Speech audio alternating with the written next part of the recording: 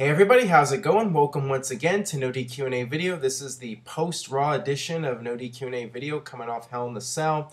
Got a lot of questions here from spring.me, so let's get started here. First question today comes from Del Rio Fan 74. Well, Aaron, it finally happened. Somebody cashed in Money in the Bank and lost, and it was John Cena of all people to go over. Was this just another rub for Cena, or is WWE giving up on Damien Sandow? It might be a combination of both. As I mentioned in the previous video, somebody asked me about Damien Sandow and what would happen if he was to successfully cash in Money in the Bank.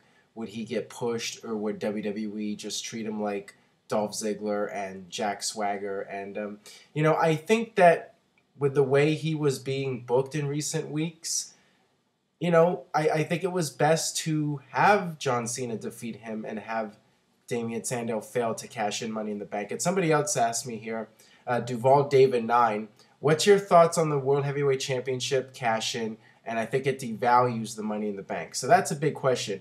Is the Money in the Bank briefcase now devalued because Damien Sandow failed to cash it in successfully? I don't really feel that it does devalue the Money in the Bank. In fact, I think it's a positive because now it's not necessarily a guarantee. I mean, every single guy, pretty much with the exception of John Cena and Mr. Kennedy, every guy successfully cashed in Money in the Bank. So it does make it a little bit more interesting now because you don't know for sure if the guy will successfully cash it in or not. And like I said, with the way Damien Sandow was booked, I think that this was the best way to go. I think that maybe a couple months ago, if Damien Sandow had been pushed strong, you could make an argument for him winning the world title. But, the character hasn't really evolved, and WWE hasn't really done much to elevate the character. He's been in the background in recent weeks. Some people were critical about the fact that John Cena was already injured and it made Sandow look weak. I mean, perhaps, maybe they shouldn't have played up the injury as much, but, it made sense for Sandow to try to cash it in when Cena was at a weak point. It just didn't work this time. So, it's not necessarily a death blow to Sandow. He can always bounce back from this, but, I think it was the right move to have Cena beat him and move forward and continue to push John Cena as the World Heavyweight Champion and, make that belt credible again. All right, this one comes from Showstopper526.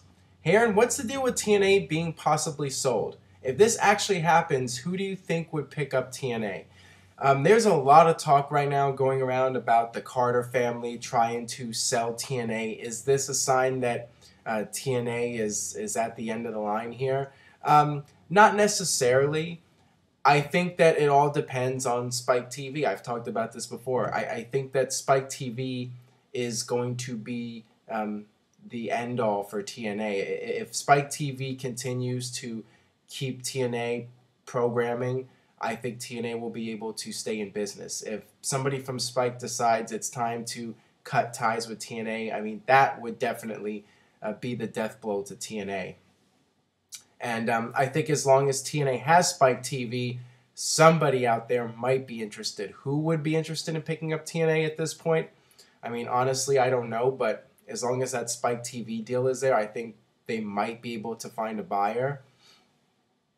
And, you have to look back with WCW. WCW was in the process of being sold to Bischoff's group that he was working with, but then Time Warner decided to pull the plug on Nitro and Thunder and get rid of the wrestling programming. And at that point, Bischoff's backers, they decided, to get out of there and not go through with the sale.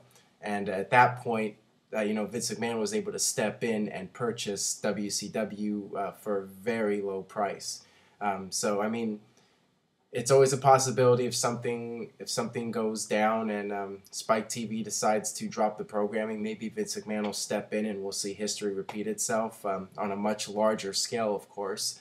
But yeah, it's definitely not a good sign that the Carter families are looking to sell it, and maybe Spike TV might not want to work with somebody else. They've had a partnership with the Carters for several years now, and they might not be interested in having to deal with somebody else. So it's going to be very interesting in the next couple of months what happens with TNA. All right, this one comes from Craig Humpage1. Hey Aaron, absolutely huge long-time fan from the UK. Thank you for that. First time asking. All right. Why do WWE often use irrelevant stars like R-Truth and Bray Wyatt on posters and vignettes for pay-per-views when they aren't even going to be booked on the show? Please answer in video, Craig. That's a good question. I think the obvious answer here and the most likely reason is that these guys are available to do the photo shoots and do all the promotional work, and I don't think WWE really sees the pay-per-view posters as a high priority. So they're just going to look and see who on the roster is available to come in and do the photo shoot or whatever, and that's who they go with for the pay-per-view poster. And it ultimately doesn't really mean anything for the pay-per-view. So that I think that's just how WWE sees things, and it's done for financial reasons. They can get those guys in real quick, do it, and then move on. All right, this one comes from Nature and Chaos 2. What do you think about the commentary for WWE as of late? Do you like it, or do you think some other people could do better?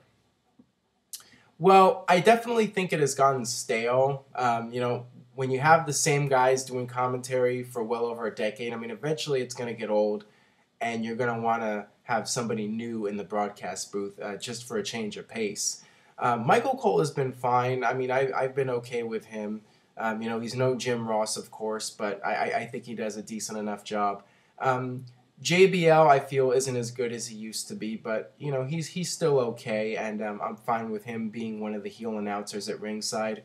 And Jerry Lawler, I love the guy to death, but he should have been out of the broadcast booth a long time ago, and I just don't feel that he has the passion and the energy that he used to have, and I think it might be better if you get him out of there and bring somebody new into the mix. With JBL and Cole, that would definitely make things a little bit more interesting, and they just need some new blood. Part of the problem is that they do try to bring in somebody new, like a Todd Grisham, and he doesn't really have all that much to offer, and they end up changing him out for somebody else, and but you have to try some different people. Maybe eventually you'll find somebody close to JR's level. I don't know if that's ever going to happen. I don't know if we'll ever have somebody quite as good as Jim Ross doing commentary, but you have to get some new people in there and experiment, and maybe one day you'll find that guy that at least comes close to the level of Jim Ross.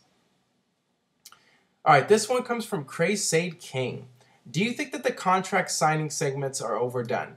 Couldn't they do the matches or promos without having to do contract signings in public? Yeah, I definitely agree that they are overdone. And I think it's just the writers being lazy when they don't have anything else to come up with. They say, oh, let's just do a contract signing. Same thing with that stupid Beat the Clock. It seems like they do that all the time whenever they don't really have any storylines going on and they need something to fill up TV time. And the Raw Roulette, another thing that they just throw out there every now and then.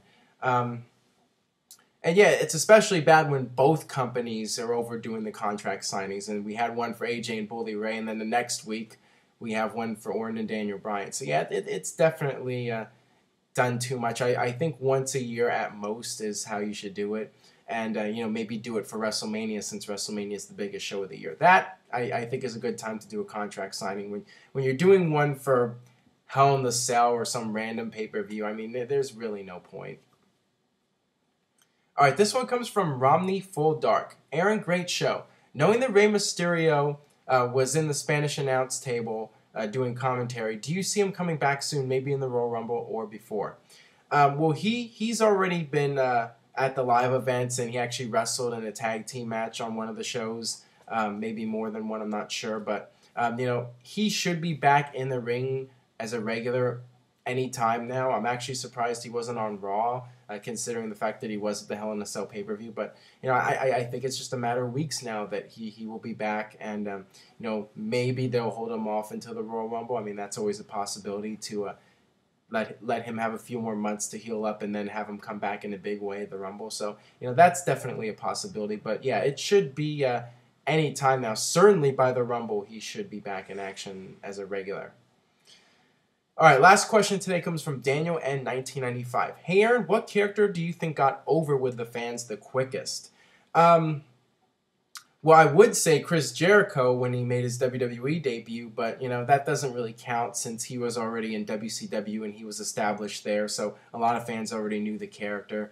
In terms of a new character that hadn't previously worked in another promotion, I mean Kurt Angle. Kurt Angle debuted at the Survivor Series in '99, and by the Royal Rumble, people were really into him. His act caught on fast. And Brock Lesnar's another guy. They debuted him really strong, and people. He was a credible force right from the get go. So Kurt Angle and Brock Lesnar, I think, would be at the top of the list of the guys that got over with the fans the quickest. All right, that'll wrap things up for this edition of NoDQ&A video. Thanks as always for watching. Subscribe, youtube.com/NoDQCAW. Share this video on Facebook and Twitter. Let anybody you know who watches wrestling, let them know about NoDQ&A video. Send them a link to the video, and just keep spreading the word. I appreciate all the support from you guys, and I will see you next time for more NoDQ&A video.